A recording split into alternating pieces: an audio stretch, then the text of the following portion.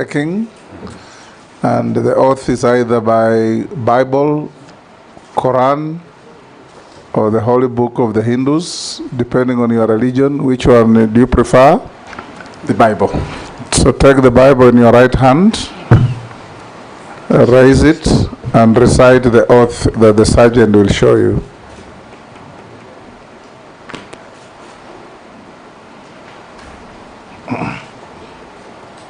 I, Kinyanjui, do swear that the evidence I shall give before this committee on the matters under its consideration shall be the truth, the whole truth, and nothing but the truth.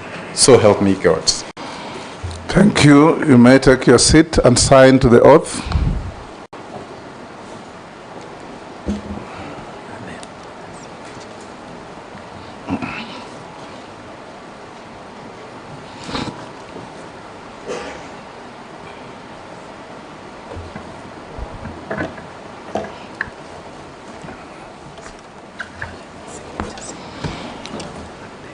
This is a committee on appointments.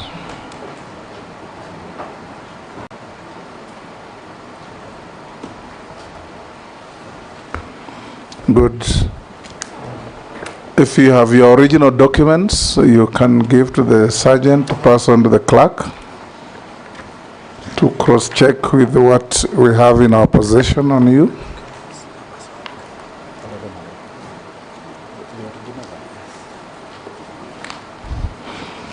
Thank you, Honorable Lee. This is a committee of the National Assembly on appointments.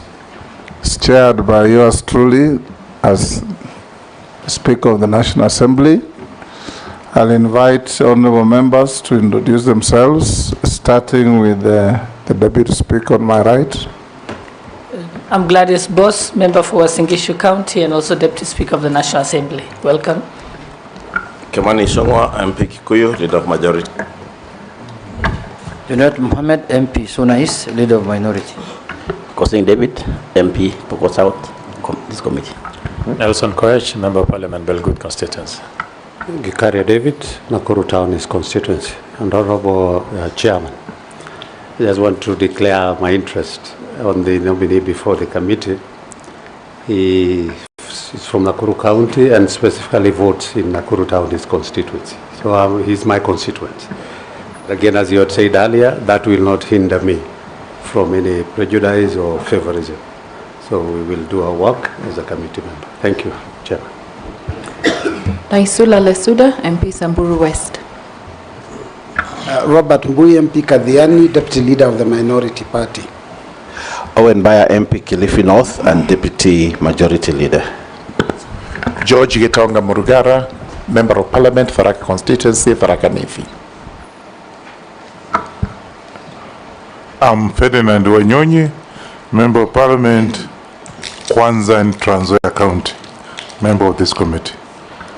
Abdul Rahim Daud, MP for Nordimenti, Meru County. Masemeri, MP Teso South, member of this committee. Rehab Mukami, County MP Nyeri, member of this committee. Stephen Mule, MP Matungulu, Machakos County, a member of this committee. Honorable Speaker, I am leading a team of 23 dedicated officers who are serving this committee today. My name is Samuel Jiroga. I'm a clerk of the National Assembly. Thank you. Honorable Kinyanjui, as you are aware, you've been nominated by His Excellency the President and placed before this committee to assess your suitability to hold the office to which you have been nominated. So we will ask you questions and it will be your duty to answer them as precisely and concisely as you can. Don't engage into any arguments with any member. Even if the question is provocative, just answer the question. Leave the judgment to us. You also address the committee through the chairman of the committee. Don't have personal engagement with members. Even if it is Honorable Gikaria who accelerated your departure from your last office. Honorable Speaker, that is that is not true. It's common knowledge.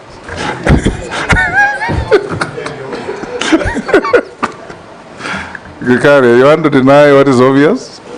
It's with a light touch, but you know where the facts lie. So we'll start by inviting you, Honorable Kinyanjui. I also declare, I know Lee very well. We were in Parliament together, and we have been good friends. That notwithstanding, we will ask you every question that is relevant to establish your suitability or otherwise to hold this office. Start by, in 5 minutes or less, telling us your name, your educational background, your professional background, your work experience, any key competences in your life that make you feel and believe you are suitable for the role as Cabinet Secretary in the portfolio to which you have been nominated. Before you start, I invite Honorable Mishimbogo to go on record by introducing herself. My apology, Honorable Chairman, I was praying. My name is Honorable Mishimboko, MP for Likoni, Mombasa County. Thank you. Go ahead. Thank you, Mr. Chair. Allow me to take this opportunity first to express my gratitude for the opportunity to serve my country, or to be nominated to serve my country by the President. And I really want to say that I take this as a very solemn moment. We don't always get time to serve our country. So I come here in that context, and also wish to confirm that you have conferred me the title of CBS. I hold no such title. So thank you for that. Quickly going to myself, I want to say I'm a graduate of Kenyatta University, and I studied education, English and literature.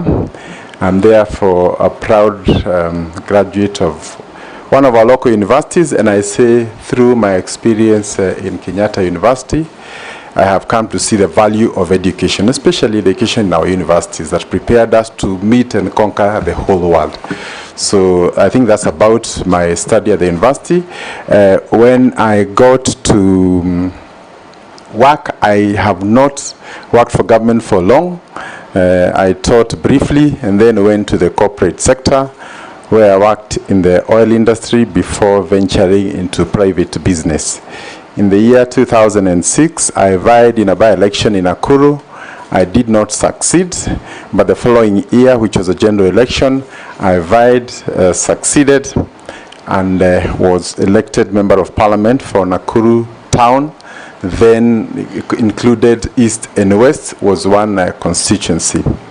Further, in the Grand Coalition government, I was appointed the Assistant Minister for Roads, and I worked with the late Kipkalia Kones, and later with Franklin Bett and the PS Michael Kamau, and together we worked very closely with the then President Mwai Kibaki in delivering the roads agenda that remains a huge legacy to date.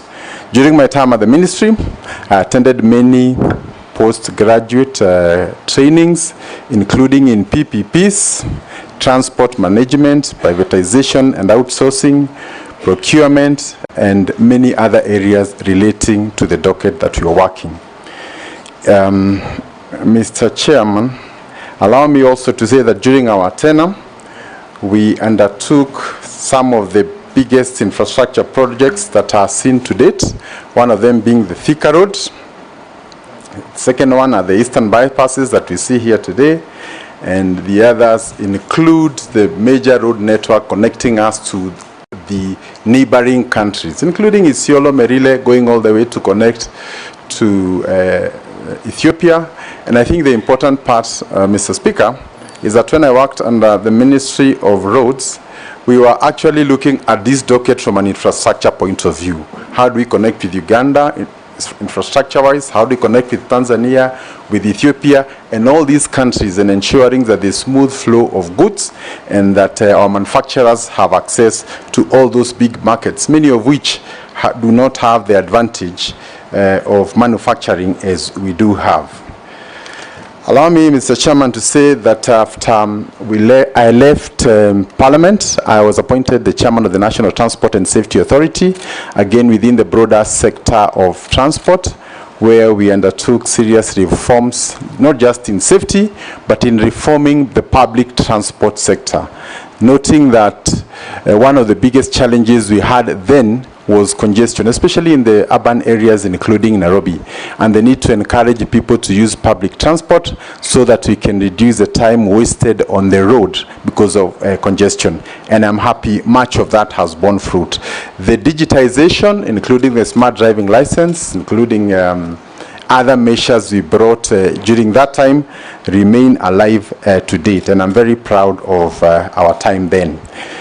Mr. Chair, allow me also to comment that in the year 2017, I vied for Governor Nakuru, and we succeeded. And between the year 2017 and 2022, we were Governor Nakuru together with many others. I was not alone, including my deputy, Dr. Eric Korir. But I think what is most significant is that we made our contribution, and I'm happy to note that Nakuru was voted best in healthcare in 2 consecutive years. We also had our town, Nakuru, elevated into a city in the year 2021. And in the same year, I was voted the most business-friendly governor in Africa. And we take pride in some of this because they inform why we are also seated here today. Between the year 2022 to date, I retreated to my private business and had the opportunity to experience the country from the other side. And I say that because it is also important that when we discuss public policy, we also discuss it from where the public sees it. And I also had the opportunity to see how red tape affects business, how the cost of energy can hinder growth, and how taxation can impact businesses and hinder growth also. I also had experiences on how pending bills can bring businesses down, can impact on growth, and also how the management or mismanagement of politics can affect business across the country. So, Mr. Speaker, I say that I have sat both in Parliament, I've sat in the executive, I've also been at the county, and I've also sat on the Mwananchi bench, and therefore, coming into this conversation, we will be ready to work from all angles. Thank you. Thank you. I'll invite the Deputy Speaker to be the first to ask a question. Okay. Honorable Kinyanjui, I just have 3 related questions. One is that, as you know, in the past 10 years, the manufacturing sector in Kenya has remained stagnant at 11% of our GDP. If approved, what measures will you put in place to promote the growth of the local manufacturing sector? Also, there is the challenge of the influx of substandard counterfeit and contraband products into the local market through various border points, and this has reduced also the market share of locally manufactured goods. Again, I'd like to know the strategies that you'd put in place to curb that. Also, scrap metal industry in Kenya meets a huge demand in both the local and international markets, and it contributes to about 0.6% of Kenya's exports. If approved, what policies will you implement to ensure that this trade grows, but also strike a balance with safeguarding against vandalism? Thank you. Go ahead. Thank you, Mr. Chairman. Allow me to start by looking at the question of manufacturing in the lens of the sessional paper number 10 by the then Minister for Commerce, Dr. Gikonyo Kiano, in 1963, and the plan to make Kenya an industrial hub, encourage Africanization, and more importantly, protect our markets from external flooding by the developed and industrialized nations. But, Mr. Chairman, I want to confirm that in spite of that great dream, not much of it has been achieved. It is true that the contribution of manufacturing to GDP is in the range of about 7, which remains low even compared to some of our neighbors within the broader Africa region. And therefore, Mr. Chairman, it will be important for us as we get into this critical office to look at the foundational causes of why manufacturing has remained low. And I want to start by saying the first one, I think, is our mindset. And I say this with the full knowledge that very few of our students will go to school in the hope of owning an industry one day. They can dream of anything else, but industry is not one of those things we have taught our people to imagine or think they would ever want to get into. So therefore, it will be important, first of all, to try and work on the psychology of our people to make them understand that where the money is not in the primary extraction, but in the value addition that we find in industry. Secondly, the issue and the cost of energy remains a big issue. We have the cost of energy being among the 4th most expensive in the whole of Africa, and therefore if you are producing to go and compete with other products from other parts of Africa, leave alone even other parts of the world, then we are already disadvantaged. Yet we know industries are heavy consumers of energy. We need to work closely together with the Ministry of Energy to find ways of reducing the costs. But I think more importantly, Mr. Chair, is to look at the elephant in the room, which is basically energy agreements that were signed a long time ago that continue to put our energy at extremely irrational levels, thereby making manufacturing in Kenya very difficult. We are aware that there are some companies that have moved to other countries where the cost of energy is lower, and therefore I don't think it is a matter that we would want to postpone, because it's very urgent. And most of the young people whom we see out there who are restless, most of them have done courses that would be absorbed in these industries. So as long as the industries are not growing at the level that we would want, then we are likely to continue experiencing this. Then lastly, our trade agreements and other engagements with partners, which means that through the EAC, through other multilateral agreements, sometimes we have ended up getting the last side of the agreement, meaning therefore we don't protect our industries. There's flooding, and that has been a major challenge that has seen most of our industries wiped out. Allow me also to say, closely related to this, is that we have not been able to come to the aid of our factories and industries when they're in problems, and therefore you find that some of them go through foreclosure and others.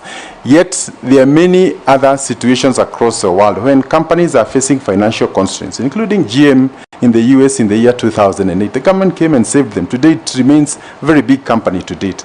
But we have had some of our bright companies, whenever they fall into trouble, they go into foreclosure, and it becomes very difficult to revive them in future. Therefore, I also want to take this opportunity to ask the House to consider how we can be able to protect our industries, because once they go down, coming up is impossible. And a good example is Kenyatta, which is over 20 years into receivership. Allow me to mention also on the issue of counterfeits. Yes, it is true that a lot of the manufacturers face the serious problem of having other people manufacture using their brands without their knowledge, and therefore diluting the investment of the original investors. I think there is an already existing authority that takes care of this, and I think our work will be to work together with other state agencies, including enforcement, to ensure that it does not continue to affect our industries adversely. Lastly, Mr. Chairman, is the issue of scrap metal and how we can ensure that our exports are supported. I want to say that any country that exports scrap metal should really reconsider its policies. How can you export scrap metal instead of just melting it and making it, iron bars for construction and all that? So the idea of exporting scrap metal is a suicide note for a country that seeks to industrialize itself. Thank you, Mr. Chairman. Majority. Thank you, Honorable Speaker. And me also note, Honorable Speaker, that I've known the Honorable Kinyanjui for quite some time, since he was a member of Parliament, and he's been a friend.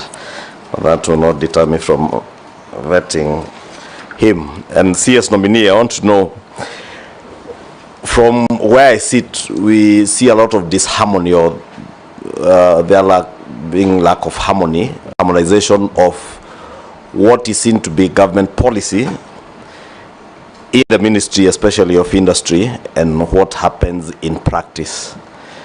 And because we seem to be having a protectionist policy in the ministry, especially around local manufacturers. And I have in mind the specific case of the steel and cement industries, where policy has been seen to be protecting local manufacturers, those who have invested heavily in the industry.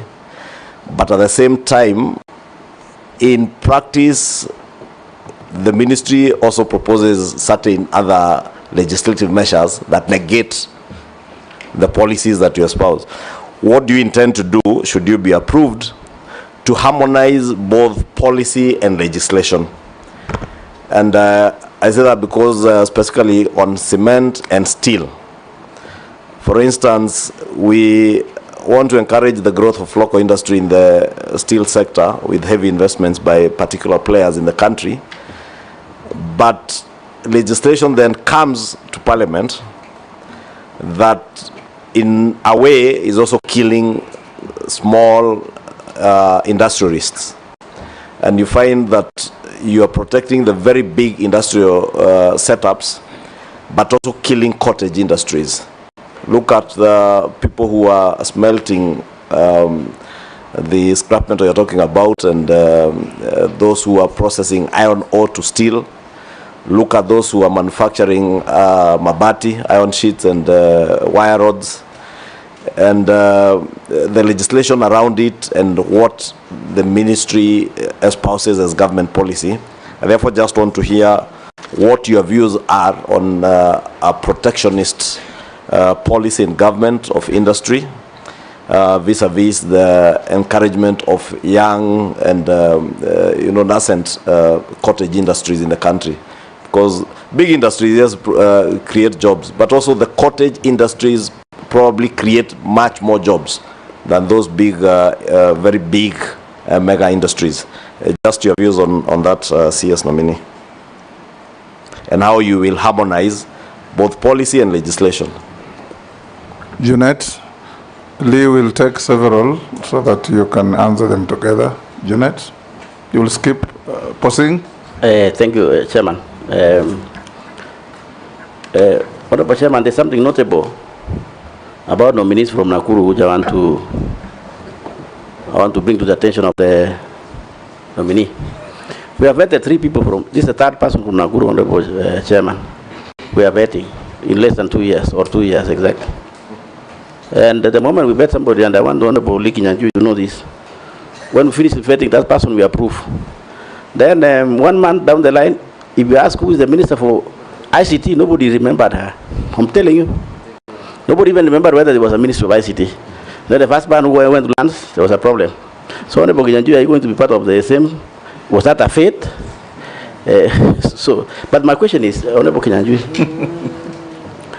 this idea of economic zones has been criticized by some critics and given a proposal, which I want to know what is your thinking about it. They are saying, rather than having those economic zones in counties, that you, as a minister now coming for industrialization, that you don't focus on that. What you do, you focus on economic niche of counties. Fund some budget for specific counties and develop that economic niche. And they give examples, like, for example, in Turkana, there's oil. So if there was money, you develop that economic niche for Turkana, we'll develop a country from that point, and it will actually contribute to our economy. West Pokot is mining. I can assure you that. There's a lot of minerals in West Pokot. So rather than doing these economic zones, why don't you find money and develop that economic niche? Tourism, Narok, and then also maize in, for example, Kitale.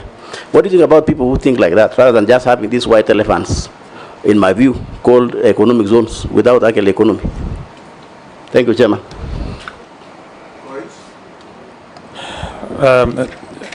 Honorable Lee, as a student of literature, you've always expressed that literature on your online platform, and most of it actually fairly has been in the last few months has been very critical on this administration. Number two, your party Ubuntu had its manifesto. Now you're joining, assuming this committee approves you, you will be joining the Kenya Kwanza government, which has also its manifesto. How do you want to use, how do you think you will work with this administration, considering that you've been extremely critical of this administration and its policies, and now you have to sit with the same team that you've criticized and used words against? Thank you.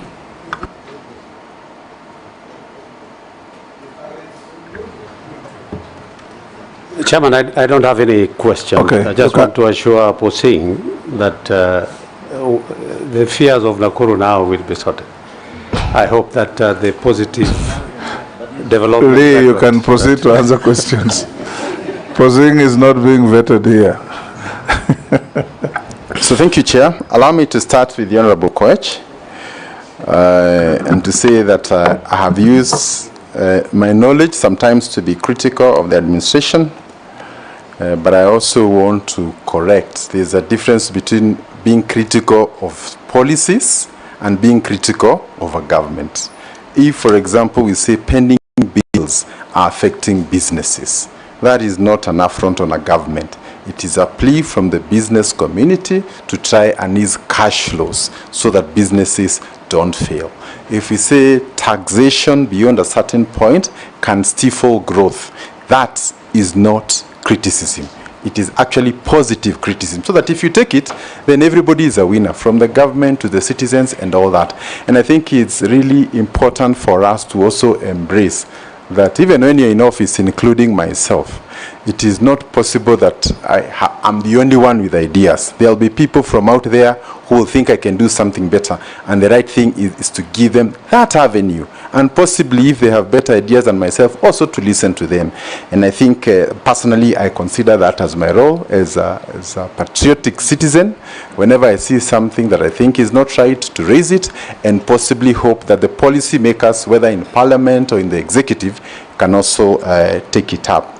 With respect to a political party, it is true I have formally resigned from Ubuntu, but my heart is also very connected to the Ubuntu philosophy, which simply talks about I am because you are. And therefore also in government, whatever policies we make must not just be about me, myself, and I. There is a bigger community beyond yourself. And I think really this is what we need to really get out there. When you see poverty out there, is not something we can ignore. And I think the opportunity to work in government also means my thoughts, I will share them to colleagues through parliament, also to the president, and give the best advice that I consider necessary for the country. The Honorable Kosing, he has said that nominations from Nakuru, I am not aware. I still remember those two gentlemen. I'm not the appointing authority, and therefore would hate to discuss them in their absence. Chairman, was it gentlemen? A gentleman and a lady. You don't know your citizens in your former jurisdiction. Gentleman and lady. Yes. And I think maybe also what is important is that even when a new person like myself comes, it's not a very good tradition to belittle anybody else who's been there before you. I think acknowledge whatever contribution they've made, whether big or small. Actually, it was just a preamble to a question. Don't belabor that. Answer the well said. The relevant With respect question. To the economic zones, I think every county has a story. If you go to Pokot, you know, I mean, the situation will be very different from Mombasa. If you go to Makwiny compared to Nakuru, therefore to make a generic template for all the counties may not be right. And I think therefore some of the considerations we need to make is to look at the economic opportunities existing at every place and ensuring that the economic zones we are creating are responsive to the needs of that particular place. For example, in the pastoralist areas, the issue of beef and cattle and lamb is really in huge demand, especially in the Middle East. So we don't need to go competing with other places that could do horticulture. So how can we empower areas like Isiolo and some of those places, Kajiado, Samburu, and the other places, so that they become our best practice examples when it comes to bee farming and these other things. So I think it is true that there's a need to rationalize, and I think more importantly also is to, some of these counties are very close to each other. So sometimes to have sufficient raw materials to run all these economic zones may be a challenge in future. Therefore, the need to rationalize and also ensure that we prepare the public. The issue of it turning out to be white elephant is not particularly new in Kenya, where government invests millions and millions of shillings, and I've seen it even when I was in infrastructure. We are told at a certain point there are very many accidents.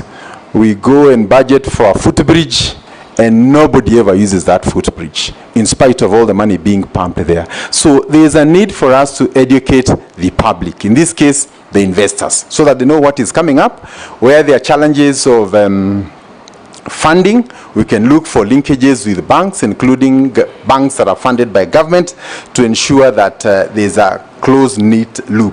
And I think that should be going on now, so that by the time these special economic zones are complete, then you have uptick. And I also want to say that sometimes you have these special economic zones, they are here, but the investments by the local, the indigenous Kenyans, has remained low. So we want to see locals also take advantage of these existing facilities. And lastly, to also confirm that in the past, we have had some of these allocations to companies or persons who are not serious to take up these opportunities. And therefore, they are purely there for speculation.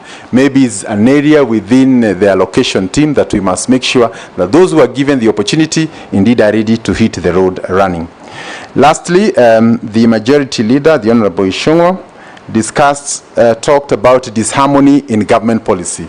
And I don't think this is a light matter, because on one hand, we've been trying to discourage imports.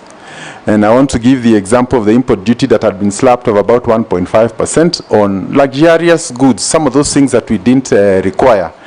But it was removed. So on one side, we say we are protecting, but when you go to our supermarkets, 80% of the things come from outside, including toothpicks. So that is not consistent with a nation that says they want to industrialize. So I think there's a need both for government, the legislation, and also the national intelligence, because part of this legislation we pass has very serious impact on the nation's economic outlook.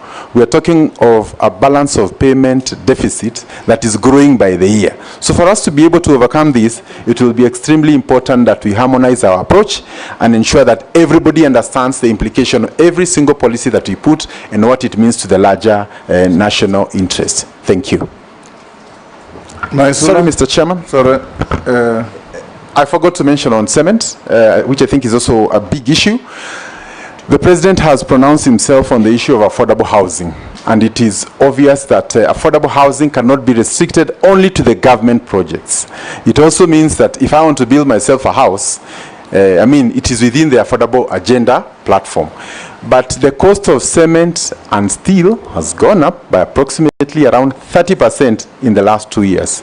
And I think that can be attributed to some of the monopolistic regulations that were brought during the same period. And therefore, once vetted and finally approved, our first duty will be to try and get up a team to interrogate the impact of some of these policies and whether they are for the benefit of the country or they are reversal to the gains that we already had.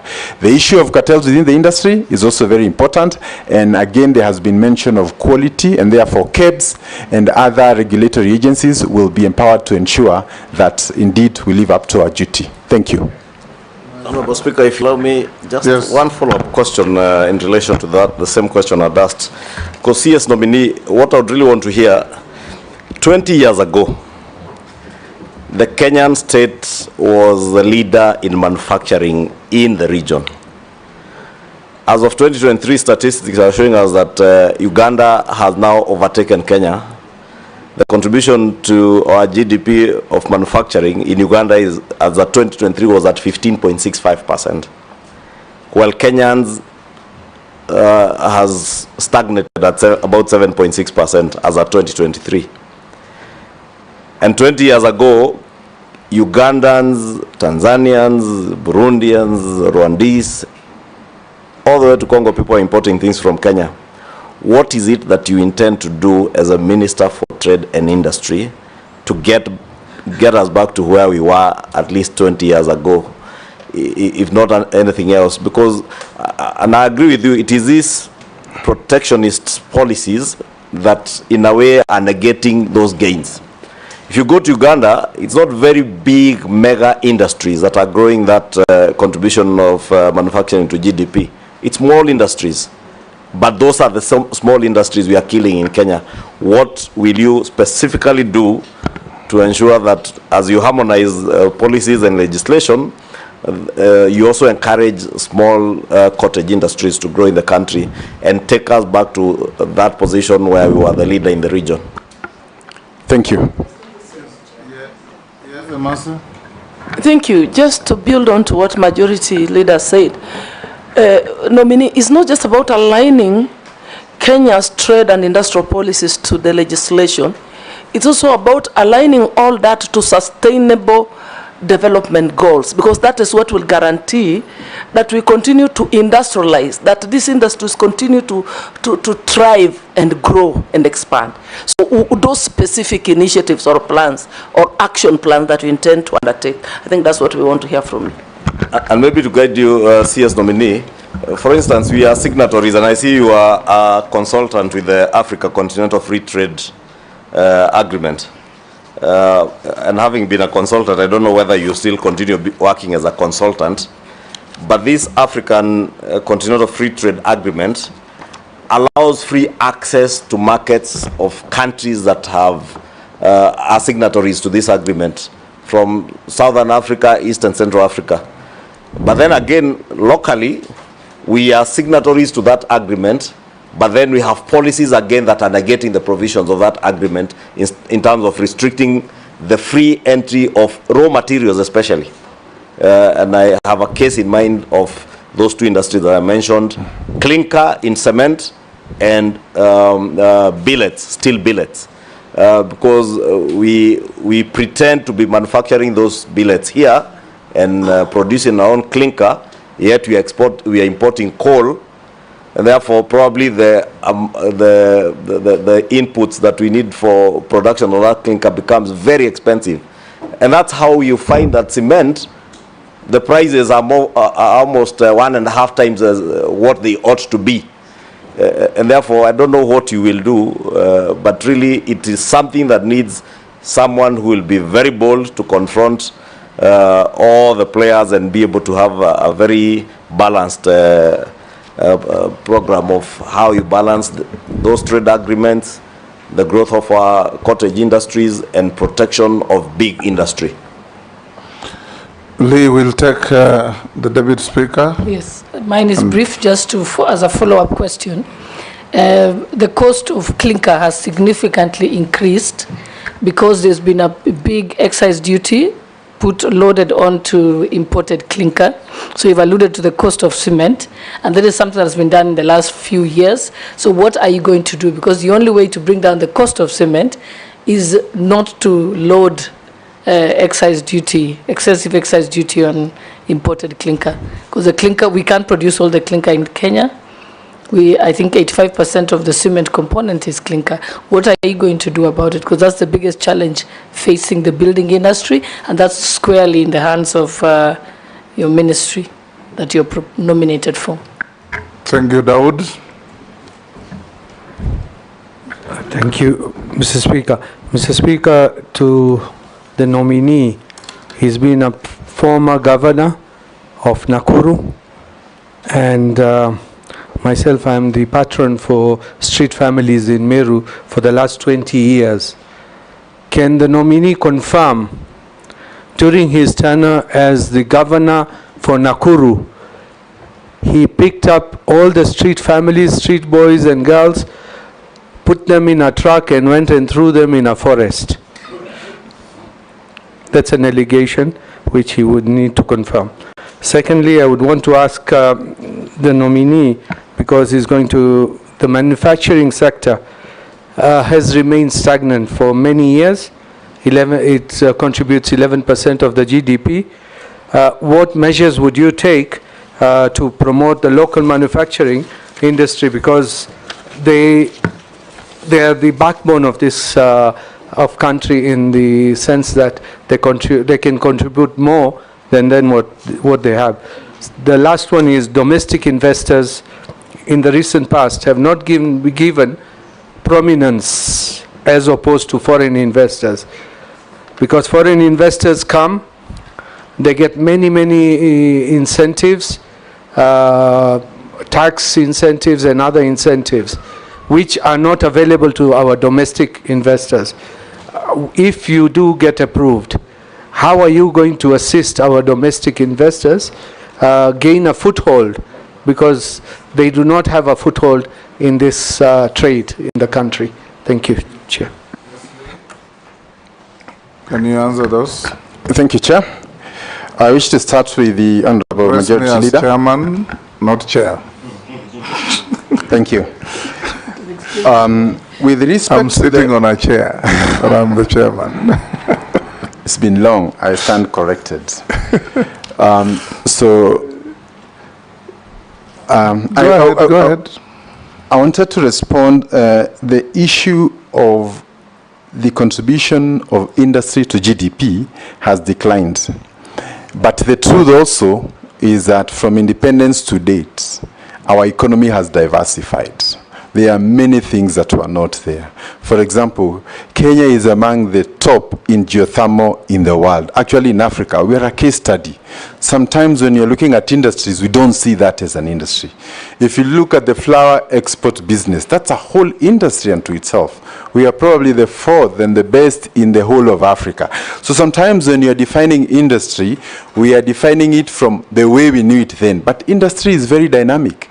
Even the M-Pesa platform, it in itself is a whole industry, financial industry, that has completely reconfigured our economy. So I think as we move forward, and the banking industry, Kenya is not just an economy to itself. I mean, all these regional countries look up to Kenya. So I think sometimes when you say that our contribution has gone lower, it sometimes is taken to mean like we are stagnating.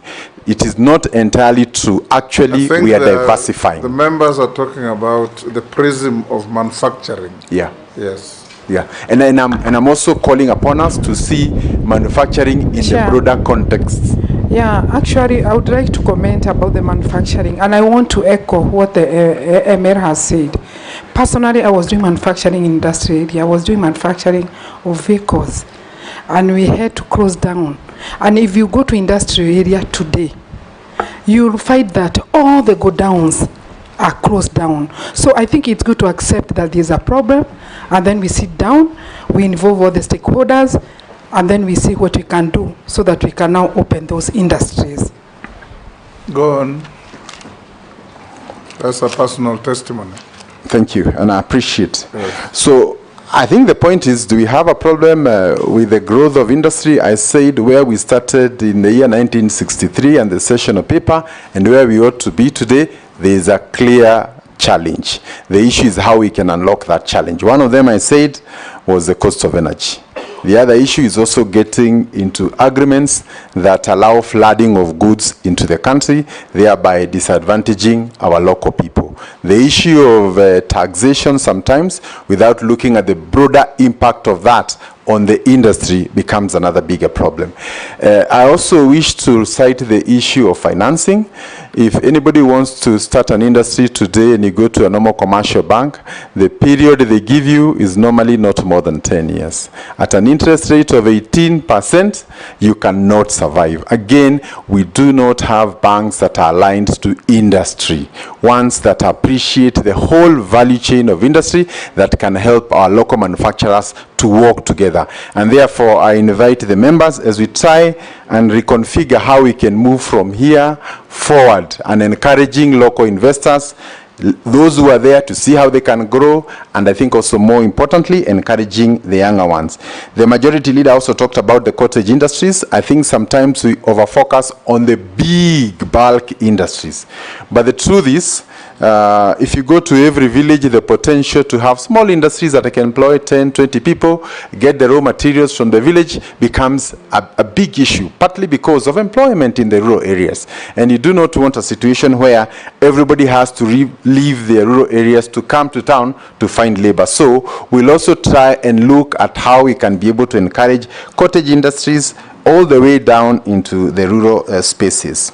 Then on the issue of sustainable industrial growth, I think it's also very important that we don't just seek to have industries that will come create jobs for 1, 2, 3 years, and then from there they are gone. And I think looking at Kenya's position with respect to sustainability, especially on energy, we have a big step that we've already made. But I think there are critical decisions that need to be made with respect to energy that would help us to overcome. The Deputy Speaker has mentioned the issue of clinker and companies that have now to import clinker at a higher level, which means some of them are actually on the verge of closing. I think sometimes when some of this legislation comes, it would be wise to give the industry time, in which case you say within the next 3 years, everybody should invest in clinker mining.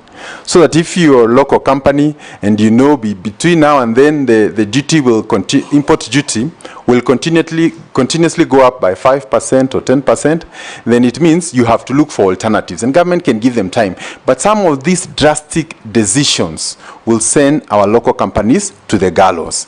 And if you look at the exports to our neighboring countries, without mentioning, cement is one of the big commodities that we are exporting, including steel. So when you come and also extinguish our companies here, we are also shooting ourselves within the regional export market. The Honorable Dawood has mentioned street children were rounded, do not taken somewhere.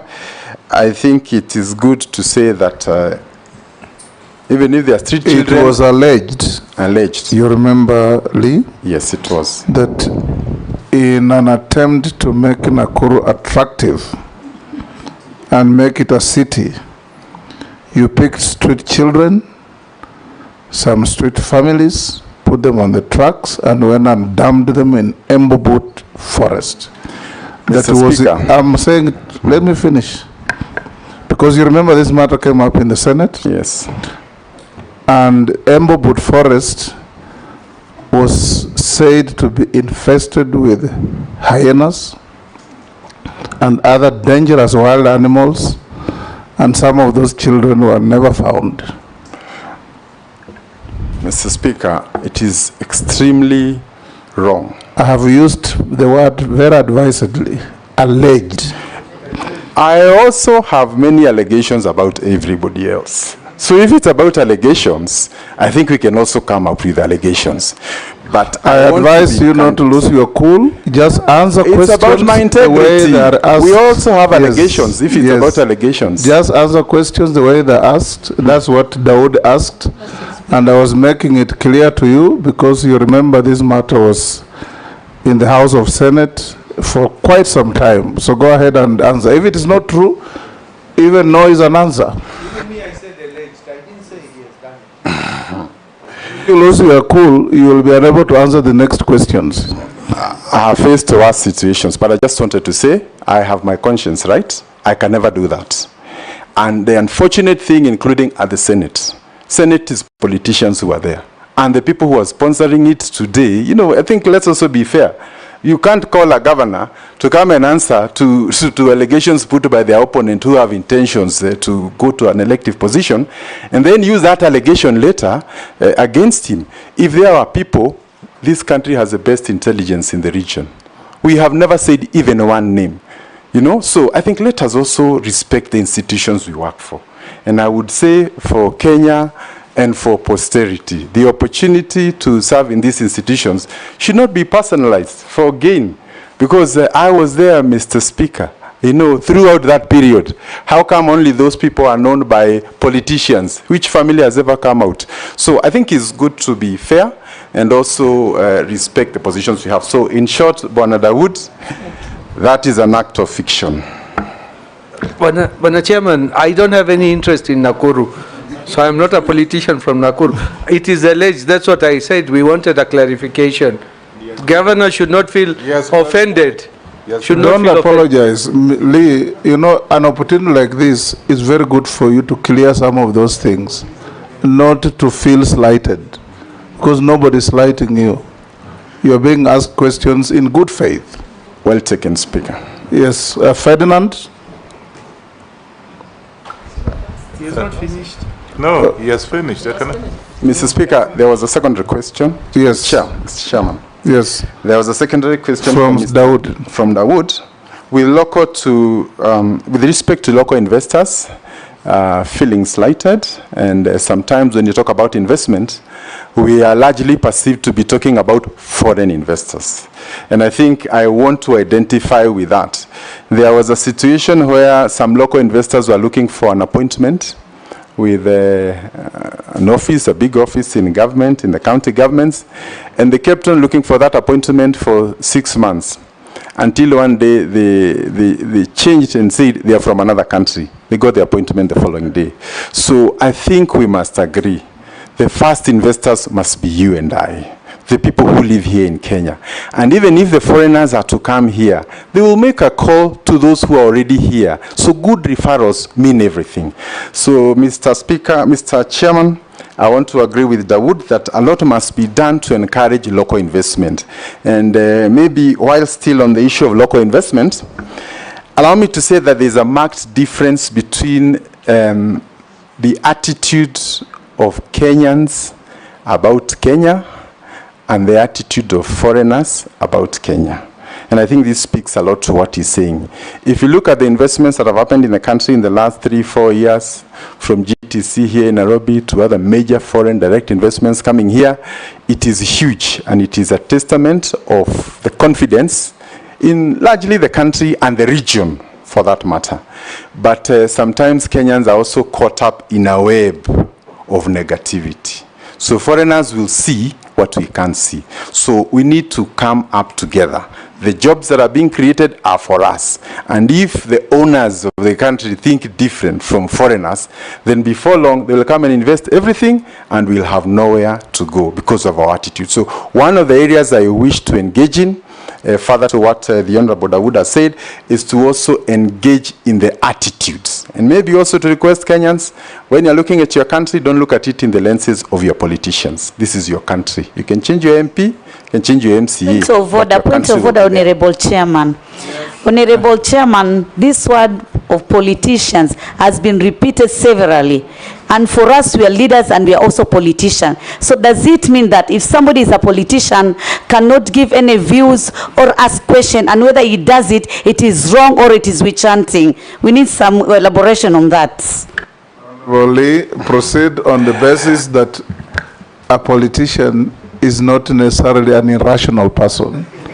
Irrational people are found everywhere, even out, and you are a politician too. Yeah. We were with you in the House. You became governor. Take it in that stride. That avoid unhelpful mentioning of politician. Just answer questions. Mr. Chairman, maybe I can withdraw the term politician, but I meant that, you know, Kenya, if everybody out there sees the good of Kenya and the best of Kenya, let me not allow myself, if somebody has a different view, to change me. I think that's all I'm trying to say. And this is our country. Ferdinand? Yeah, I'm enjoying the presentation. Now, then give it to Morgana so that you continue enjoying. No, let me get to specifically what I want him to answer. I think this challenge facing our Kenya's export. Sometimes back, and I was a regional sales and marketing manager of those 13 countries. You would go to Middle East and had milk from Kenya. Today you go to Middle East, there's no milk at all. From Kenya, you'd rather have it, you find it from Uganda and other places. Secondly, there was also a program where you had this pachuma, stock keeping, the animals are being kept in pachuma grounds for export, trade, for export to Middle East, and I think to islands like Seychelles, Mauritius, and even Madagascar. I don't know what programs you're going to have to revive this, because it's a part of the trade that we had in the region. And I can tell you there was a lot of eagerness, because I went around to those places, in importing, or rather exportation of livestock from Kenya. And Pachuma ground is still, in the coast is still actually there. And if you work to the Ministry of Agriculture, you do a lot of exportation from there. What programs would you have? What would you do to be able to revive this? Thank you. George Murugara, you'll pass. Owen Bayer. A quick question, Honorable Speaker, to the nominee. There is information that many factories or manufacturers are leaving the country. Okay, a lot of information now is that. Why do you think they are leaving the country? And what would be your plan to retain them in the country so that we can increase opportunities for young people, create more jobs, and also increase our GDP? The second one, KEBS, Kenya Bureau of Standards, is squarely in trade. There's also another organization called Anti-Counterfeit Authority also there. Why do we have issues of products that come into the country, still counterfeit, still fakes, and still substandard goods that are denting Kenya's image? Thank you. Yes, Robert. Yeah, thank you, Mr. Speaker. I agree with some of my colleagues, or a number of my colleagues, that many companies have closed down and moved their manufacturing out of the country. And I'm happy because I've heard you, enumerate some of the reasons why. One of them, which I want to add, is obviously the harsh business environment caused by the harsh taxation regime, and sometimes even the unpredictability of our tax policy. Maybe those are some of the things you'd like to look at. But I want to go to that issue you've just been talking about of a politician. You are a politician, so are we, all of us here. And politicians many times focus on the next election. I'm aware you are governor of Nakuru, and you didn't complete the 2 terms. So there is a possibility you might be interested in that seat again. Now, can you give Kenyans an assurance that as CS, you will not spend your time in Nakuru County campaigning for 2027 at the expense of serving Kenyans? Mule. Thank you, Mr. Speaker. To the nominee, Honorable Lee.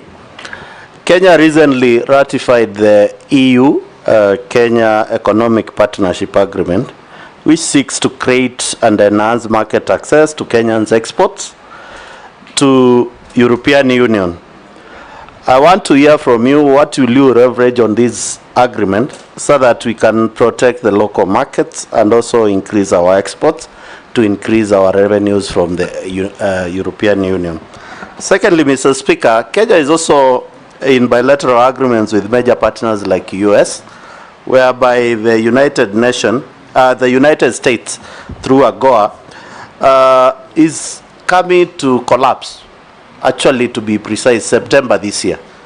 And you know, the relationship between Kenya trade and the US is quite massive.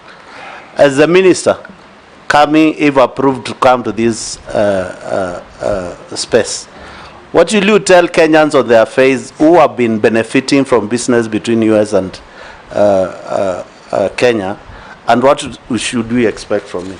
Lastly, but not least, Mr. Speaker, is a question from public, whereby when you are the governor for Nakuru, we had the tragedy of Solai Dam. And it really exposed, and we lost Kenyans on that. And a report was done, and a criminal negligence on duty by officers in Nakuru County was placed on them, as you are the governor there. What measures did you do? What response can you tell Kenyans? Are you going to be responsible with our trade and it gets to the same strategies? in this country. It is unfortunate, but what measures did you take to make sure that people were brought to book, and at least the county government, did they compensate those people? Thank you, Mr. Speaker. Mukami, we'll take some more. Thank you, Honorable Speaker. Honorable Speaker, I would like to ask our nominee the strategies he's intending to employ to boost the businesses of small-scale traders. Honorable Speaker, if you go to Kirinyaga Road, Nyamakima, majority of the small traders have closed down. I would really like to know, I would really like to hear from him what he's going to do so that we can bring those young people back to their businesses. The other question, it's in your view, what are the challenges that negatively affect the growth of exports, and what should be done to improve the visibility of Kenyan export in international market? Thank you. Yes, Lee, you can answer those. Thank you, Chairman. Allow me to start with the last question by the Honorable Member of Parliament for Nyeri. The issue of small-scale business people, I think, is a huge concern, both in Nyamakema and across all our urban areas. And I think, as I mentioned there earlier, the issue of cash squeeze, where a lot of suppliers have not been paid by government, affects the cash in circulation. And because most of them sell consumables or those things you buy on the go, then it means when people do not have money, then that affects. So one of the areas I hope to be working together with the cabinet and the cabinet together with the CS for finance is to be the champion for paying all suppliers in government. If that money was to hit the accounts of the suppliers, there will be an immediate party in all these places we are talking about. People who are about to face foreclosure will be saved. So, and when the money is in circulation, there's more trade, there's more tax, everybody benefits. So I think we need to agree that, again, the other issue is for banks, because it is very lucrative to put their money in treasury bills and treasury bonds. They don't want to lend to the small people. So again, there's no money in circulation. So let's agree that the small business people are suffering from the cash squeeze that is currently there. And everything must be done, even also by this House, to help us unlock that challenge so that we can give hope. On the issue of funding, I would strongly recommend that we need to find a sustainable way of funding our small businesses, although it is also not right to call them small. People tend to live up to the titles they are given. So I think we need to find a better way of calling them, because it's like confining them to the smallness in which they are. But in short, government must come up with a way, or even if it means the commercial banks must set aside a certain percentage of their money for a certain category of industries and so on, that can help us avail cash flow to the businesses. And the Honourable Member has also asked about growth of export and the hindrance. I think our first biggest export is tea, and I think we've been doing fairly well in spite of the current challenges. But more importantly, also in the area of horticulture and flowers. And I think the biggest challenge you're having there is the availability of air freight, because most of these fresh produce would require to go by air to Europe, to the Middle East and other places. So the constraints within the national carrier and other cargo airlines from Nairobi to all these destinations means that we cannot be able to expand that area. And therefore, I will be seeking to work with the Minister, the CS for Transport, to see how we can expand our cargo handling capacity, because that's an area that can grow within a very short time. Mr. Chair, allow me also to mention on the issue of the European Union Economic Partnership. I think one of our biggest destinations is actually the Netherlands, where we take our flowers and to the UK for vegetables and others. And again, the issue of there being good agreements that protect us, and secondly, the air freight, the cargo, that will help us to unlock. And also maybe giving specific funding to these sectors so that we can increase. We have a lot of land, we have many people who are willing to invest, but because of the heavy capital required, some sometimes it has not been very easy for many to venture in. On AGOA, we are at the final end of the AGOA agreement, and once it collapses, many of the industries, including the textile industries, that heavily rely on the AGOA would be at risk. We are hoping to be able to conclude once there's a change of government, but there's talk of an extension of 1 year as we negotiate the next agreement.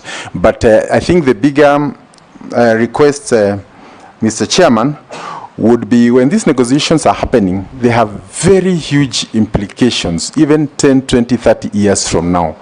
Maybe our teams need to be the best sharpshooters you could ever think of, because those small little commas mean a lot. And when a small country like Kenya is negotiating with the US, which is of 1,000 times its economy, we need to also be careful, because if we open all the doors, our industries are all going to shut. So I think there's a need to have a very strategic team to ensure that these negotiations are done and that national interests prevail at all stages. There was also the question of the Salai Dam and whether there was criminal negligence. Allow me, Mr. Chair, to say that indeed there was a tragedy in Nakuru. That was barely 2 months after I got into office. I got into office around, I don't remember this 2 months, but it was a very short period of time. There's nothing much I would have done. I had barely settled, and this tragedy now comes. But out of that tragedy, a lot we have learned, including a disaster mitigation strategy for the county. Nakuru is home to much of the export we are talking about. So there are very many dams all over Nakuru. And whenever it rains, and maybe there's excess rain, the issue of monitoring of water levels and also warning signals, early warning signals to families down would be there. The issue of insurance also is important, so that whenever there is a financial loss, we can also help those families. But Mr. Speaker, Mr. Chairman, allow me to say also this matter went to court, and they settled out of court on their own volition between the victims and the owner, and for now they are happily working together, and the farm employs over 1,000 people. Without that farm, that whole community would not survive. So they have a good working engagement, but the safety precautions must be upheld at all times. Was the dam reconstructed? Yes, it was reconstructed, Mr. Chairman, under the supervision of NEMA and other regulatory agencies, both from the county and the national government. Mr. Speaker, if you allow me, just a follow-up question on what is said, that we are doing very well on export, especially tea. We want to hear him as if he's approved as a trade minister. There's been challenging of our export for tea lying in the port of Mombasa. What probably, if you have any recollection or you have been briefed, you'll do better and different than what has been done to make sure that the tea farmers in this country cannot continue waiting for their tea to be sold to get the benefit of the sale without any further delay, please. Thank you, Mr. Chairman.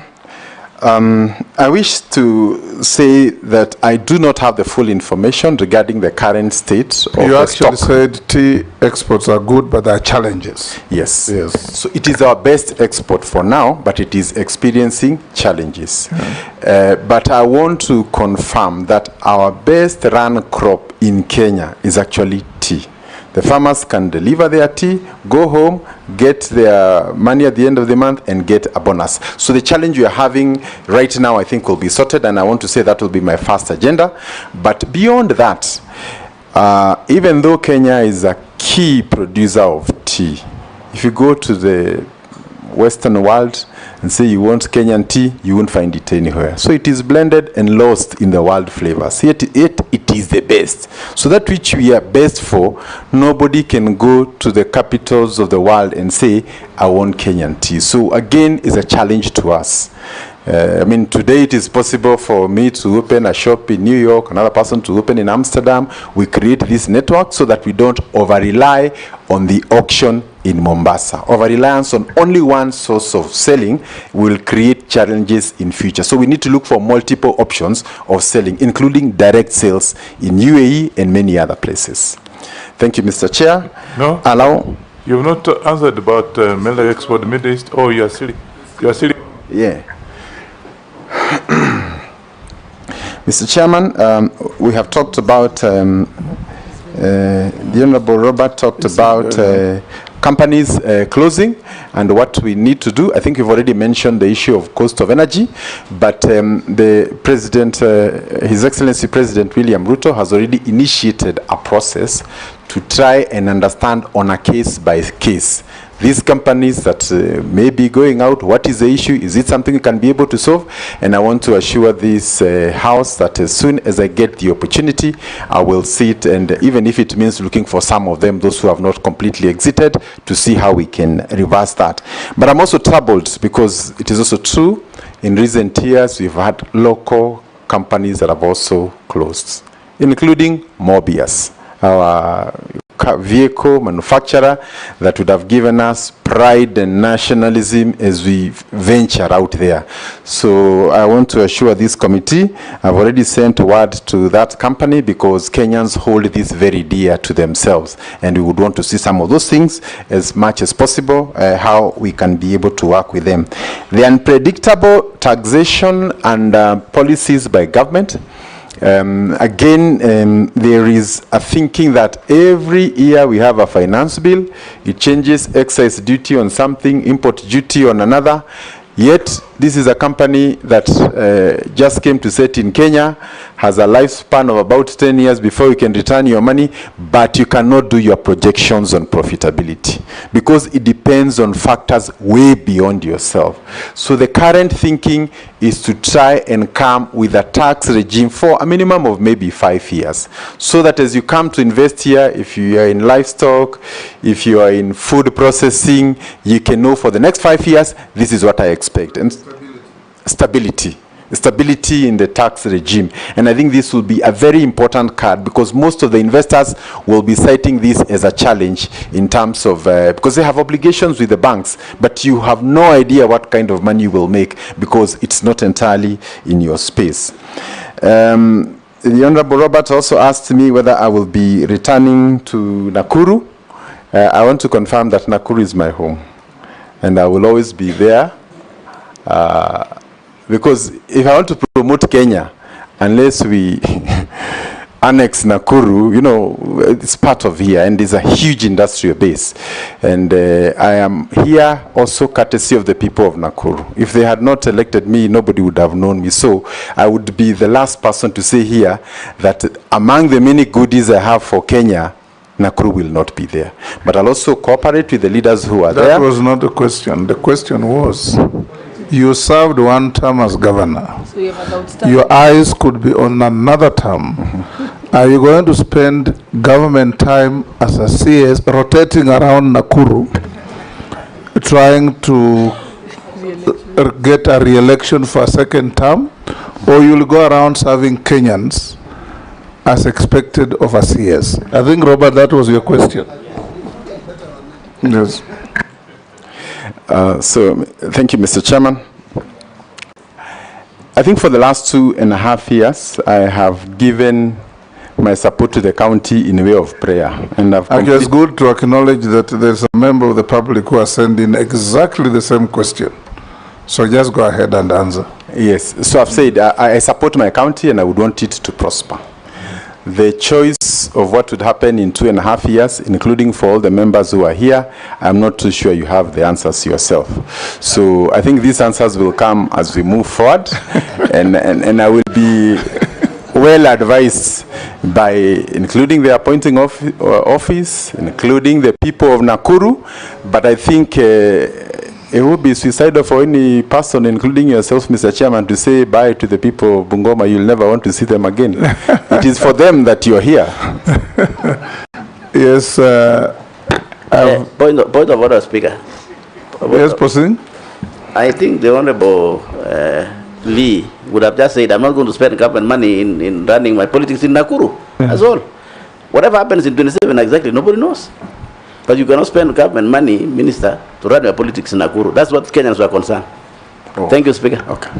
I'm well guided. I have no intention of that nature. Chairman, I've not asked my questions. You did. What I did was just a follow-up question to the, it was an intervention, Honorable Chairman.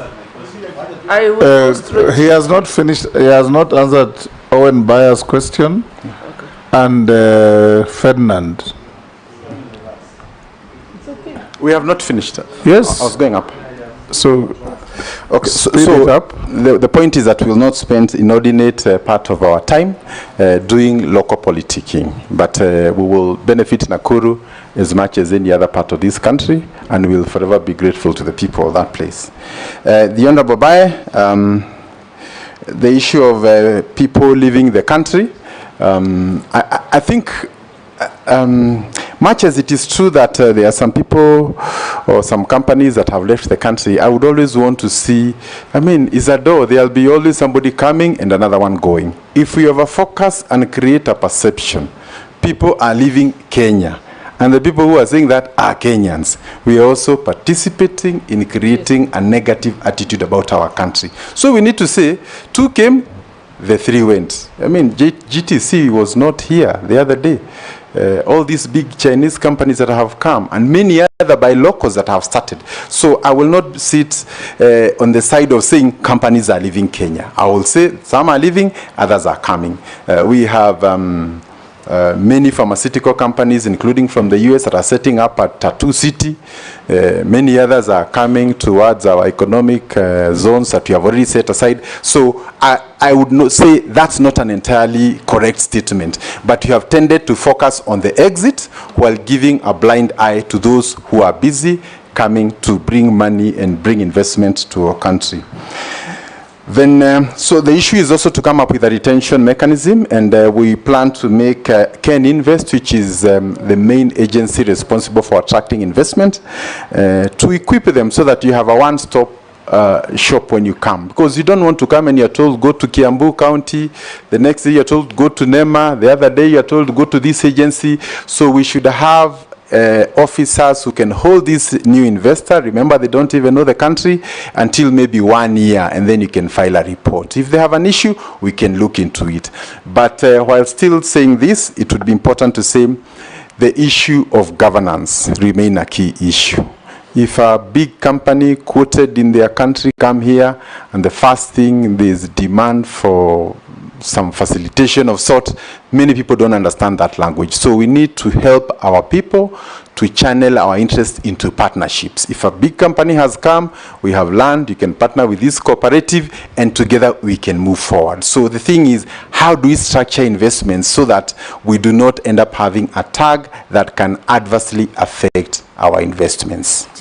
Chairman, I just want to put a rider on that question, because I see one of the reasons why we lose some foreign investors. It is because some of them, they've been asking about having what we call tax holidays, but there has been a lot of taxation on them. So maybe how do you balance in ensuring that we have these tax holidays and at the same time we still collect revenue?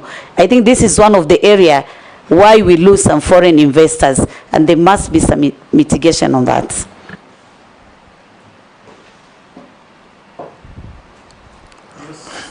Thank you, Mr. Chairman. So while getting to that, there was the issue of KEBS and counterfeit.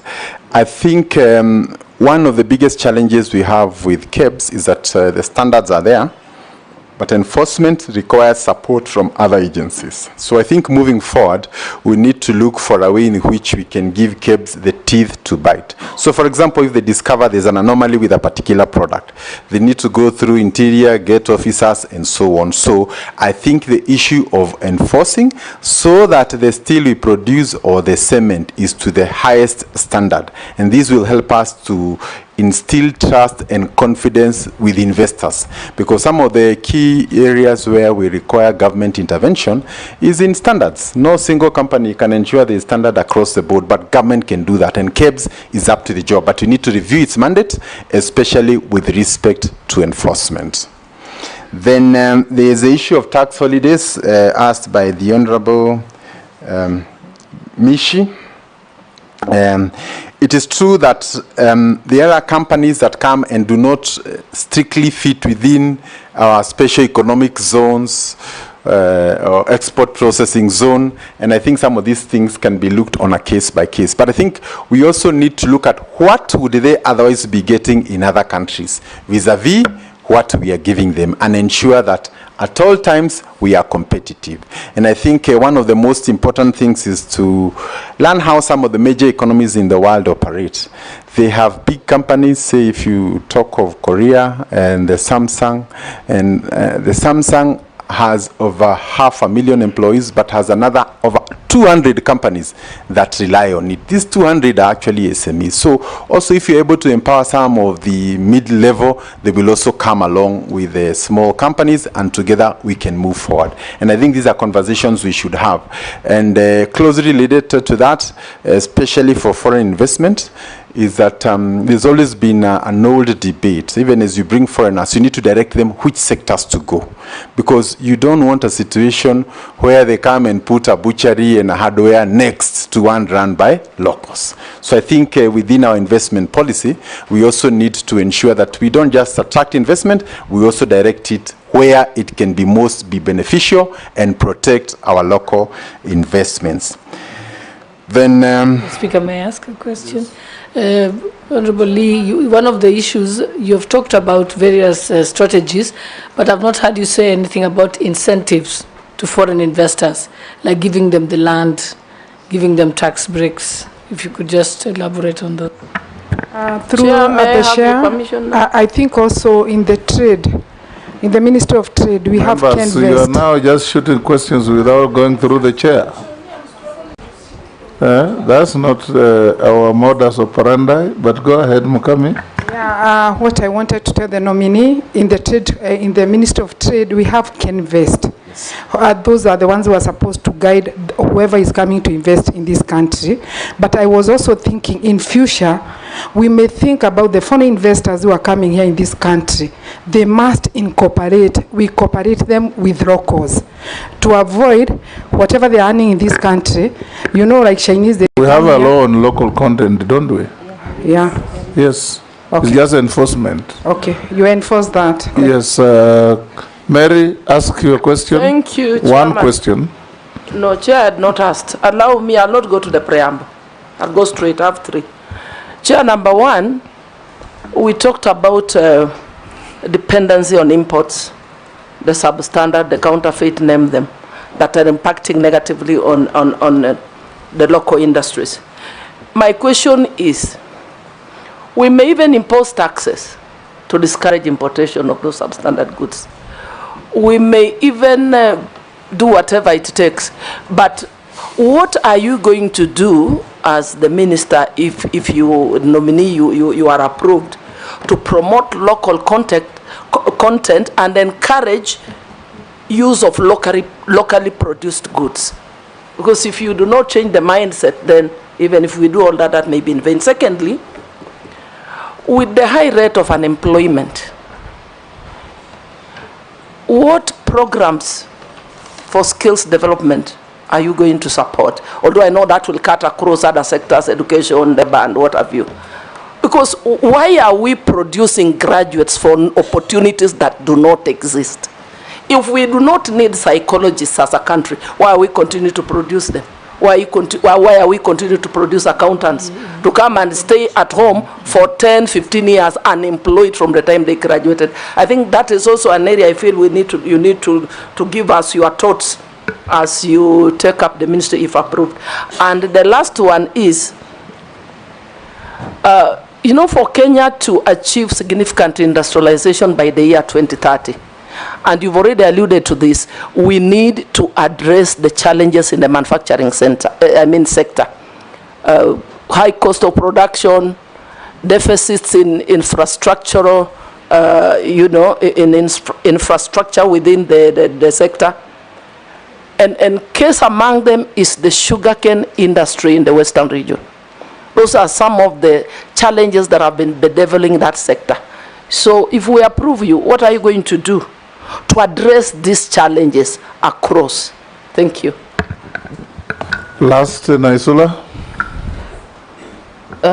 Thank you, Chairman. Listening to the nominee, and even from his preamble, he seems to have thought about the challenges that are there that hinder manufacturing. You talked about high cost of electricity, taxation, and all. What are some, because when you speak here, we think tomorrow we're taking off if you get nominated and approved. What are some of the challenges that you foresee that might hinder all these good things that you've talked to us about here once you are nominated and appointed? Can you answer those? Mishi, you have a question? I thought you have asked. Okay, go ahead. You are a joyrider to many questions. No, thank you. You know that was somebody else's question, but I was just putting a rider on that. So go ahead. It was not my question. Yeah, thank you, Honorable Chairman. Honorable Chairman, I understand the nominee was once the governor of Nakuru County, and during that time you facilitated the setup of the Bahati Industrial Park, which focused on leather and textile industry. My question is, how will you replicate this model at a national level, particularly by promoting the growth of the leather industry in regions where we feel that we have potential for raw material sourcing? I'm looking in the area like the Ukambani and even Northeastern. My last question, you also successfully attracted investment in the Nakuru Special Economic Zone. We are having what we call Dongokundu Special Economic Zone, and it is been established in my constituency, that is Likoni constituency. This proposal has been there for the previous two regimes. To date, we are just hearing Dongokundu Special Economic Zone, but little has been achieved. What are your plans to ensure that we actualize this dream? And maybe, do you know the status of this project? Do you have the budget for this project, or it will just remain a promise or rather public relation? Thank you, Honorable Chairman. Chair, can you answer one from the public? Just one. Let him finish that first. Okay. Thank you, Mr. Chairman. Thank you, Mr. Chairman. Allow me to start with the Honorable Ferdinand. And he had asked about our exports to the Middle East, and specifically beef and goat and the Bachuma Gate, where we really used to do, you hold the animals before you send them out. And maybe to make a special plea also to the nation, we are about 5 hours by air to the Middle East, and by sea maybe 10, 12 days. That is a region that has serious food deficiency. They can't grow food in the desert. However, they have a lot of money. They have a lot of resources. So Kenya is a natural source of food, including the beef. And I want to commend the MP for bringing that matter. So some of the issues that have been conversed previously, including hindrances to opening those markets, include diseases. So we send our beef, our goat, and all that, and when it gets there, we are told it has this problem. And the biggest challenge is that when a particular disease or traces of a disease are found, they will not say it is from exporter X or Y. They will say it is from Kenya. So Kenya is one source. So if we also don't clean our market, so that we say we need 500,000 goats every month, and that can keep all these pastoralist areas busy for the whole year. So I think we need a better communication so that people understand for what reason are we recommending. And then also for diseases, if I don't take care of my animals and you take care of yours, as soon as they interact, the same problem will come back. So I think we need an honest conversation, and unfortunately you have food coming from very far to the Middle East, and we are just next door. And our young people are living here to go and work there. as house girls and other jobs. Yet they can work at home, stay in the comfort of a family, and be able to earn a good living. So I think there is a bit of need to change those dynamics. The Honorable Ferdinand, I also wish to inform you that the President, together with the whole team from the ministry, is currently in the UAE for signing of a trade agreement. And these are some of the issues we'll be looking into. And I want to call upon members of parliament and the country at large to align ourselves now to the market. In fact, we are getting to a situation where the country has secured more markets than we can supply. You know, so if we can't supply those markets, the bigger question will be, should we be looking for more markets or go back mashambani and create the products that we need? And I think this is really where we are. Even avocado and many of the other products, the issue is now being able to create that value chain, the logistics for export, and getting our young people to benefit from that. And closely related to that, the issue of engaging our young people. Excuse me. I just want to inform the nominee, Pachuma was a holding ground. Yes. That's what it is. So treatment, what have you, then after that, we'll export the animals, live animals, which are actually healthy. Isn't that what he said? Yeah. It's a quarantine. It's a quarantine area to drench diseases, then export. Yeah. But they're not allowed to export. Do you want to continue exporting live animals, or you do value addition here and export the beef, so that you make good the hides, make good the hoofs, the bones, the horns, which are also products for trade? Mr. Chairman, I want to confirm that if now the conversation is whether it is alive or dead, then that's a good conversation.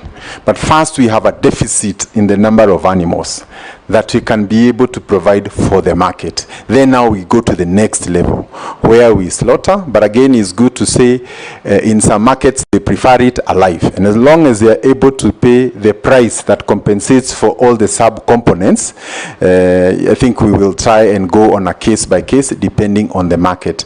But my submission is that the world has a food deficit, especially those who are close to us.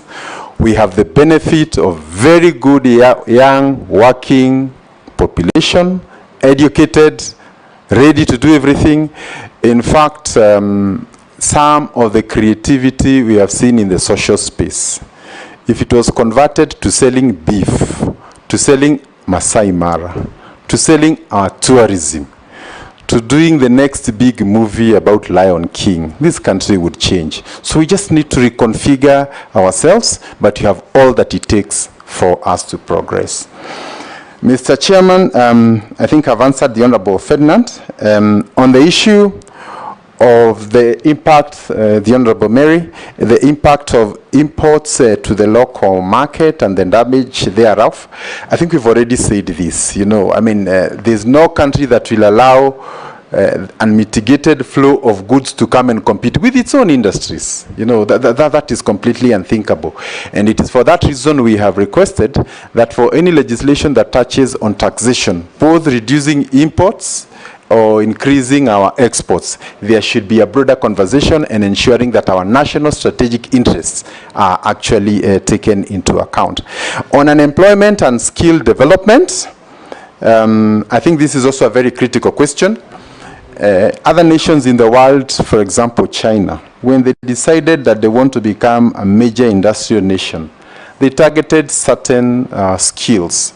And today, China produces 1.5 million engineers every year to align to its industrial agenda. So again, we must look at our education, what do we need, and where do we direct our young people. I have looked just at my own small research, and most of my nephews are all doing IT and ICT and coding and all those things. So expect a long season of coding by this generation. So I think it's also important we try and align our universities with the needs of the nation in the next few years to come. I suspect I'm through with most of the questions. The Honorable Naisula. Will we take off tomorrow? I think the answer is yes. And I think that the big issue is, first, can we agree there's a problem? And once you agree, diagnosis is the most important part. If you've agreed on the diagnosis, then the rest is easy. And I want to submit that probably the sectors that can turn around the economy, in my opinion, is largely in the area of trade, especially on exports. Recently, I listened to the Minister for Finance talk about the huge obligations we have in the next 3-4 years. $2 billion, $4 billion, where will that money come? If we engage in these exports and we get serious to the extent that our young people are engaged back at home, this is not something that should worry us. But if we continue as we are, then we'll have a major crisis in the days to come. So we really need to declare export a national priority in view of the obligations that are ahead of us. Then the Honourable Member also talked about how do we align everybody so that we speak the same conversation. I am new, as you can imagine, but my hope is to request for a meeting with members of parliament so that we understand the importance of industry and how it can impact on everybody. Secondly, is to meet the governors and also the MCA, not the MCAs, the CCs in charge of trade. Because finally, these are the people who will be taking up that. And then together, if we all align, then I'm sure we will be able to make a good outcome out of it. The Honourable Mishi, the issue of replicating leather industry and value addition, I think we are essentially a meat-eating nation. If you look at our nyamachoma culture and imagine how many hides we get out of it, yet our reputation in the shoe business, in the leather business, remains very shaky. So there is a missing link between that nyamachoma culture and the shoe industry. So again, we want to work with the stakeholders in the industry. And as I said earlier, government must look for a way of identifying maybe 2 or 3 major players and facilitating them so that we become a serious shoemaker, not just for Kenya, but also for the region. We have our police, we have everybody, and government being the biggest spender. If we can commit that to giving our local companies, then that can change the dynamics. But Mr. Chairman, looking at all these things together with the others that we have said, oh, my apology, there was a question on sugarcane. Dongo Kundu. I want to say that of all the special economic zones that the government is working on, this is the closest to the port, and it has very huge opportunities. And just last week, I am not allowed to meet people who want to brief me, but I had 3 people who are, dying to come and meet me, and I told them, wait until I'm vetted, and they insisted. So when they came, they said they want to go there, but sometimes maybe just getting that go-ahead sometimes has been difficult. So I want to take this opportunity to say all investors for Dongo, Kundu, and other places are welcome to the office, and we should be able to link up with the members of parliament for those respective areas so that the public also is aware of what is coming up. And on the issues of governance, which has sometimes been an impediment, I want to assure Kenyans they will be coming to get an officer who is ready to serve their nation. Lastly, on the issue of sugarcane, maybe just to say that I am not very familiar with the exact status of what percentage you're able to produce locally, but I think this is an area we can work to try and increase production so that our people do not have to rely on imported sugar. In fact, in my view, in a few years, we should be thinking of reversing that. But allow me to touch on the issue of palm oil, which is essentially a component you require to make your cooking oil. And the import is actually from Malaysia, which enjoys a similar, and Indonesia, similar climatic conditions as your average Mombasa, parts of Nyanza, and so on. And therefore, there is nothing climatically to say they can't grow there. But you have religiously imported from those countries, and therefore we need now to say, how can we turn our coastal belt into a palm oil belt.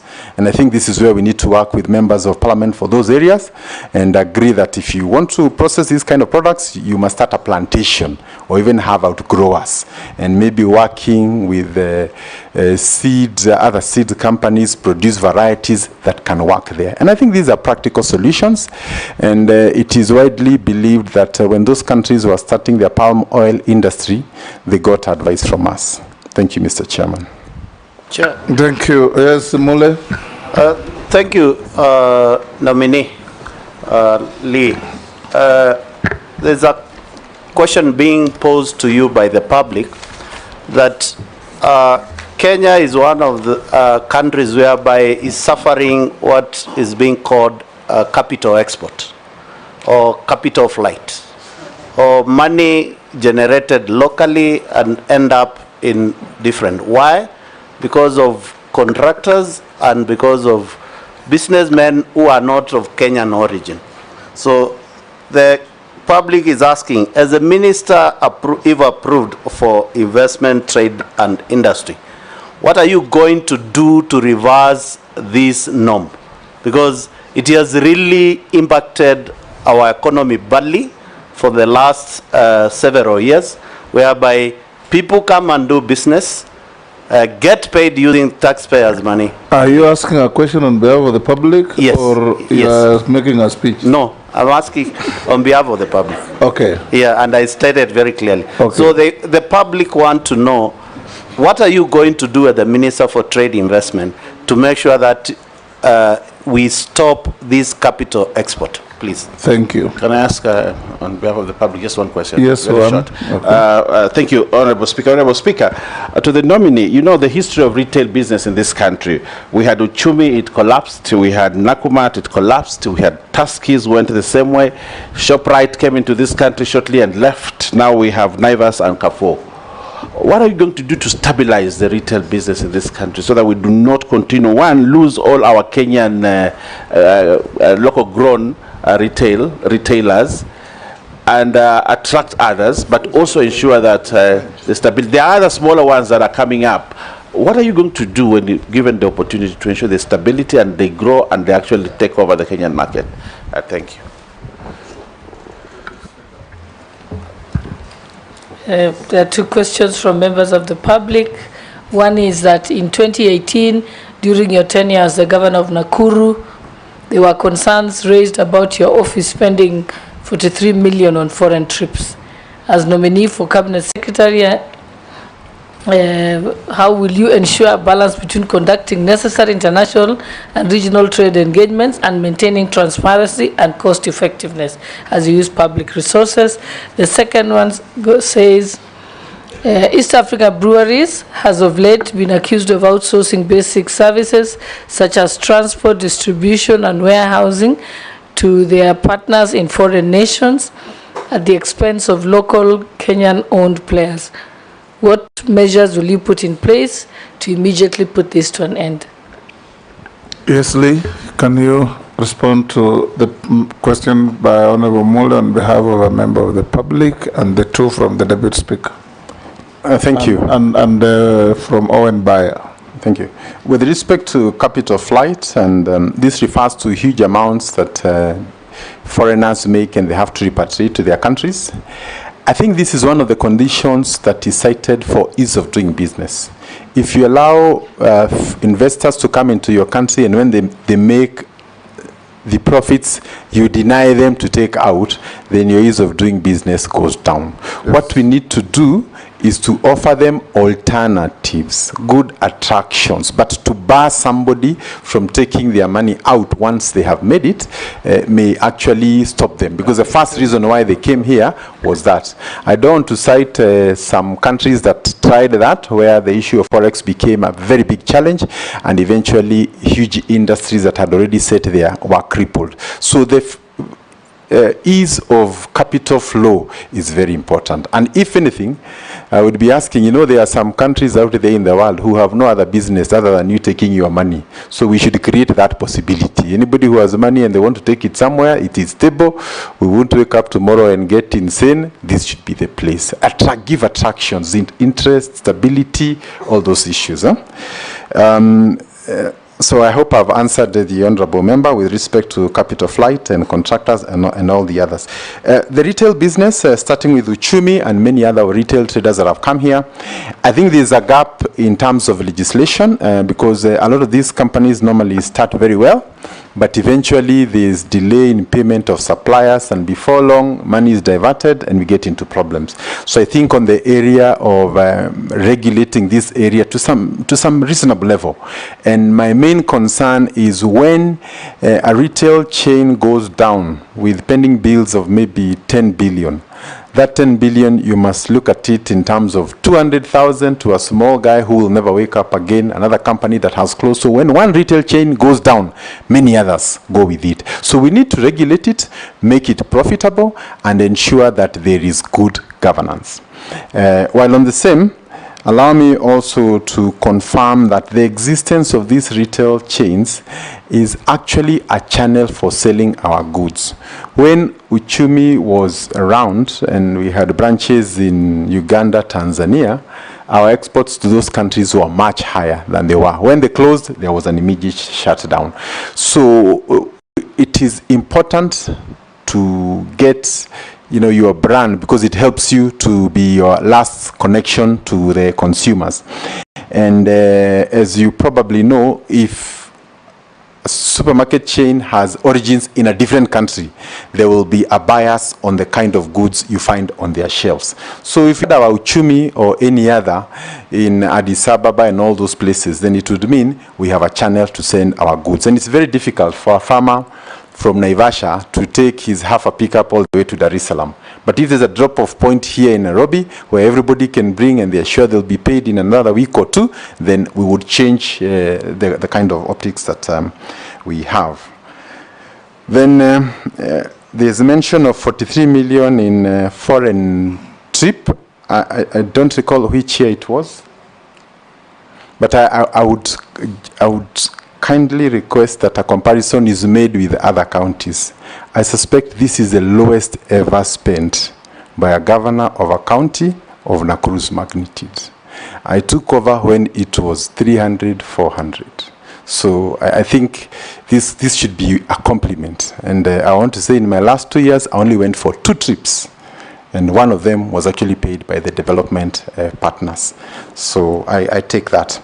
On EABL outsourcing to outsiders, again, the Honorable Chairman has said there is a law on local content.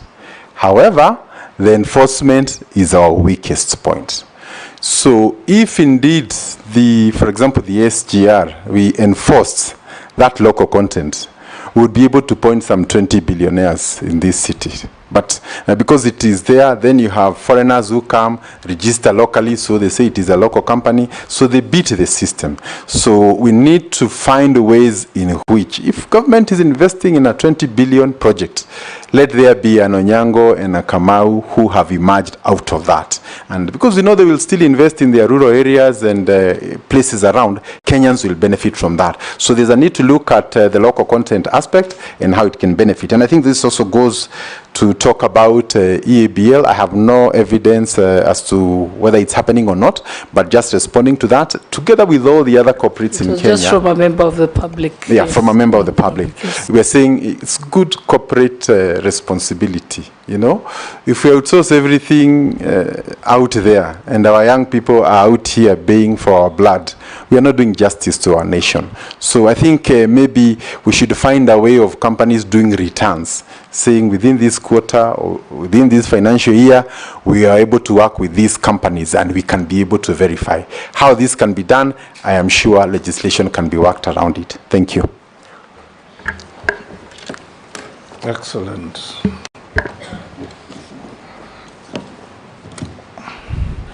One member from Nakuru, perhaps this is your friend. Lee is a very good leader from Nakuru. He always unites all communities, give him an opportunity to serve us. That must be one of your supporters from Nakuru. My enemies think the same.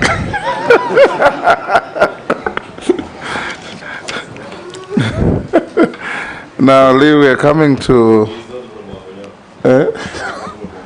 No, we're coming to an end.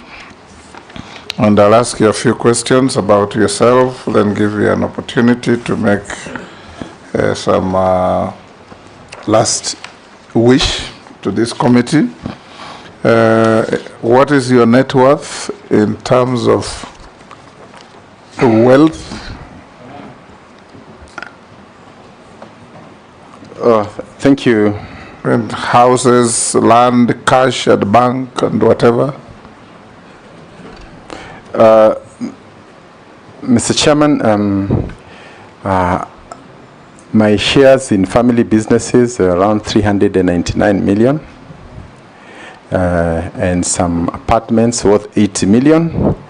I have a loan of 8 million, and that gives me a modest net worth of 471,972. For a former governor, that's very modest, I must say. Yeah. Have you ever been convicted in any court of law of any offense? No, Mr. Chairman. Have you ever been adversely mentioned in a parliamentary committee report? No, Mr. Chairman. Do you hold any office in any political party? Not at the moment, but I've previously held office in Ubuntu People's Forum. Yes. UPF. Have you ever been dismissed or removed from office for contravention of Article 75 of the Constitution? No, Mr. Chairman. Have you ever been associated with practices that depict bias, favoritism, tribalism, nepotism in the discharge of public duty? Not to my knowledge, Mr. Chairman. What is your last wish to this committee?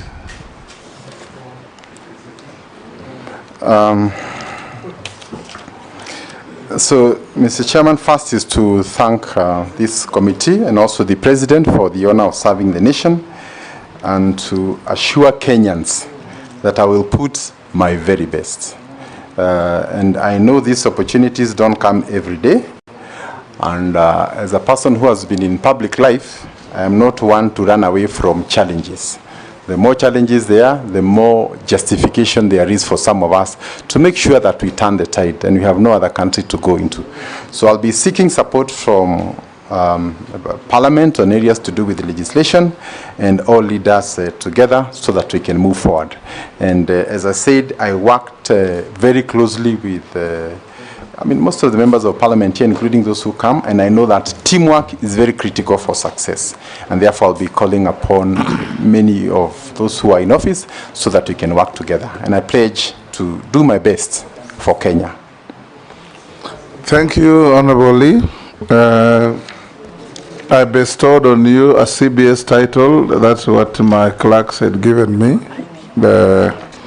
If you are not, I'm sure, if you are found suitable, you'll get some decoration soon. So unless you are lawfully held, we release you to go back to your other duties, and we wish you well. Thank you, Mr. Chairman. Much obliged. Thank you.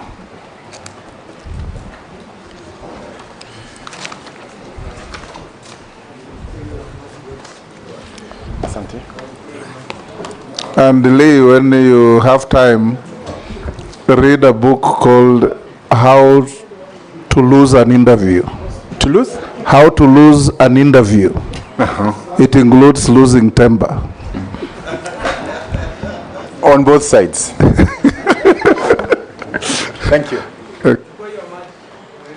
Yeah. Asante. Kwaheri.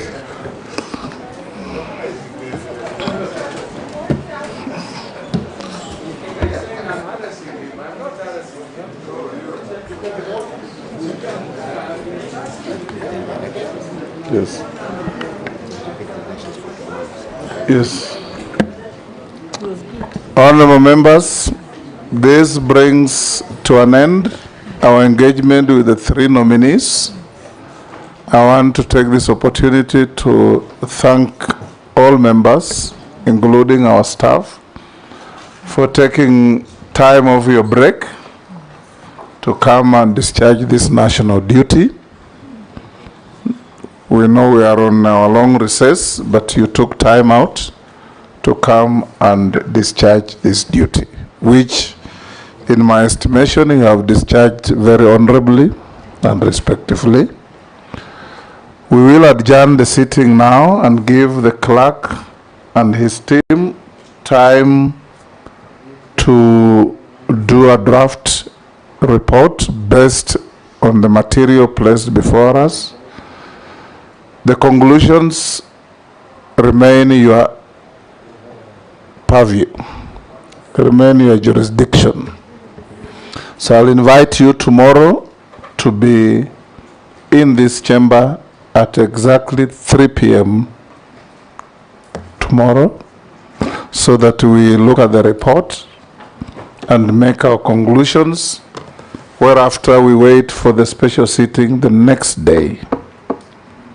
So let's have a good evening. Tomorrow's meeting will not,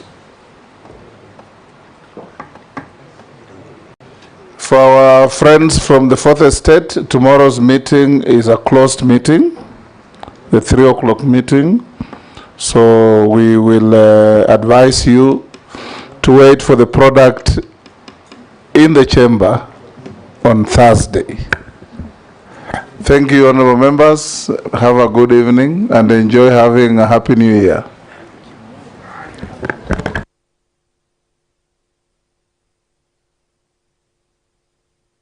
You are free to leave your materials here. They will be protected until tomorrow. Yes. This two you carry. Yorowin, now kazi kwako.